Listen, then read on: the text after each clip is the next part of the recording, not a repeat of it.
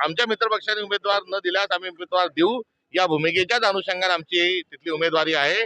आणि लोकशाहीला वाचवण्यात या अनुषंगानं भारतीय जनता पक्षाची गुंडागर्दी ही बाजूला ठेवून निवडणुका अनपोज करण्याचा भारतीय जनता पक्षाचा एक विकृत पॅटर्न जो 5 महिन्यापूर्वी गाजला होता, त्यावेळेस आपण सर्वांनी मिळून त्याच्यावर टीकेचं झोन उठवलं होतं।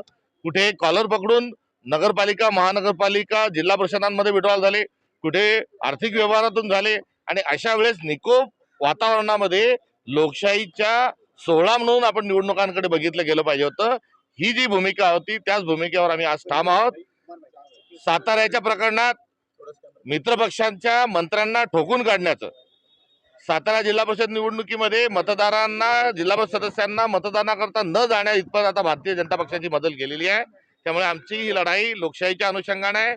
आणि या सर्व निवडणुकीच्या अनुषंगानं एवढा आग्रह हे मुख्यमंत्री महोदय धरताना दिसतात आहे। त्यांना मला सांगायचंय की एवढा आग्रह आणि एवढं लक्ष जर आपण अजित पवार साहेबांच्या अपघाताला घातपात आहे का अपघात आहे या संदर्भात जर दिलं असतं, तिथला ब्लॅक बॉक्स का मिळत नाही या अनुषंगाने चौकशी केली असती तर अधिक बरं झालं असतं। आमच्या उमेदवारांनी, बारामतीच्या उमेदवारांची भूमिका घेतली आहे ती पक्षाची भूमिका आहे।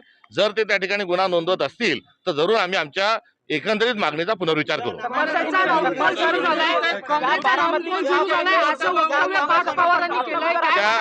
त्यांच्या वक्तव्यावर कुठेही जास्ती बोलण्याची आवश्यकता नाही, कारण हा थेट आता परिपक्वतेच्या अनुषंगानं, प्रगल्भतेच्या अनुषंगानं हा मुद्दा स्थिरावला आहे। मला या निमित्ताने एवढंच सांगायचं आहे की बारामतीमध्ये दीर्घकाळ जवळपास 40 वर्ष त्या ठिकाणी आमचा उमेदवार लढलेला नाही।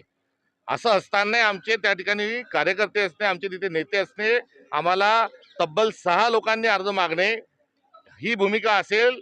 आणि एवढंच नाही तर बारामती सारख्या शहराच्या मध्यवर्ती ठिकाणी आमचं काँग्रेसचं कार्यालय आहे, त्या कार्यालयाला नियमित त्या ठिकाणून कारभार चालतो। त्यामुळे आमची काँग्रेस ही बारामतीतही जिवंत आहे, तिचा डाऊनफॉल होण्याचा कुठेही प्रश्न नाही। आणि सविनय राजकारण करणं हा काँग्रेसचा असणारा एकंदरीत मूळ गाभा आहे। त्यामुळे आम्ही कोणाला नष्ट करण्याच्या अनुषंगानं, इतर करण्याच्या अनुषंगानं आम्हाला ती भूमिका मान्य नाही। पंडित जवाहरलाल नेहरूंनी पहिल्या मंत्रिमंडळात गैर काँग्रेसी 6 लोकांना मंत्रिमंडळात थेट स्वरूपात स्थान देत असताना सर्व विचारधारा या जिवंत राहिल्या पाहिजे आणि नागरिकांना कोणती विचारधारा योग्य आहे हे ठरवण्याच्या अनुषंगाने अधिकार दिला पाहिजे। ही असणारी जी भूमिका आमची काँग्रेसची होती तीच आजही आहे, तोच आमचा वारसा आहे आणि तेच आमचे संस्कार आहेत। तुमच्या उमेदवारांनी माघार घ्यावी अशा प्रयत्न जे ते सुरू आहेत, म्हणतात की मोठा भाऊ म्हणून आम्ही त्यांच्या पाठी राहू।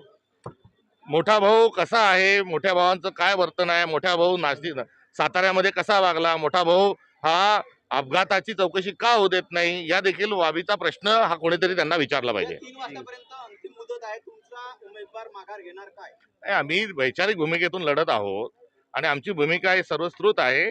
आम्ही लोकशाहीच्या अनुषंगाने पुढे चाललेलो आहोत।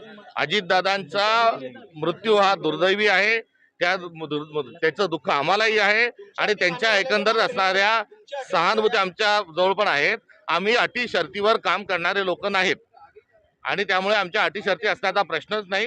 आम्ही एका विशिष्ट राजकीय आणि वैचारिक भूमिकेतून सुसंस्कृत पद्धतीने पुढे पण जातो। रोहित पवार पण म्हणत आहेत की माघार घ्यावी काँग्रेसने, असं त्यांची करून- भावना आहे, ती भावना व्यक्त करतात आहे। आणि रोहित पवारांचा जो मुद्दा आहे त्या मुद्द्यावर आता कुठेतरी सत्ताधाऱ्यांनी बोललं पाहिजे, ही देखील आमची उलट मागणी आहे। नाही, पण ते असं म्हणत आहेत की ते तुमच्याशी संवाद साधतील, ठीक आहे, तो राष्ट्रवादी त्यांची- शरद पवार पक्षाकडून तुमच्याशी संवाद साधला जाईल आणि माघार घेतली ठीक आहे, त्यांचा संवाद साधल्यानंतर काय त्याच्यावर उत्तर द्यायचं दिला अद्याप अजूनपर्यंत चालू संवाद साधला जे नाही, जे नाही. नाही। बोलले काय भारतीय जनता पक्ष खोटारडी आहे, भारतीय जनता पक्ष हे विनाकारण अशा आवाज उडत आहे। भारतीय जनता पक्षाने कोणत्याही आमच्याशी बोलण्याचा हा प्रश्नच नाही आणि कोणी संपर्क साधलेला नाही।